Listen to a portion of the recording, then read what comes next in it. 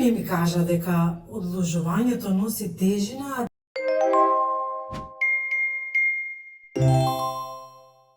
Здраво, јас сум Снежана од Сдруженијето до бебе по патот на инвитро од Северна Македонија. Да знаев порано дека плодноста не е нешто што за секогаш ни припаѓа, ќе се погрижев за своето здравје уште поодговор. Времето е најголемиот непријател на неплодноста. Годините, тивките хормонални промени или скриените медицински состојби можат да станат пречка токму кога најмногу посакуваш дете. Никој не ми кажа дека одложувањето носи тежина, а дека свеста за плодноста треба да биде дел од нашето секојдневие, без табуа и без срам. Мојот пат низ 6 инвитро обиди ме научи дека борбата за мајчинство не е само медицински процес, туку емоционално патување исполнето со надеж и загуби, со солзи и молитви. Најтешко беше кога ја изгубив мојата најголема поддршка, мајка ми.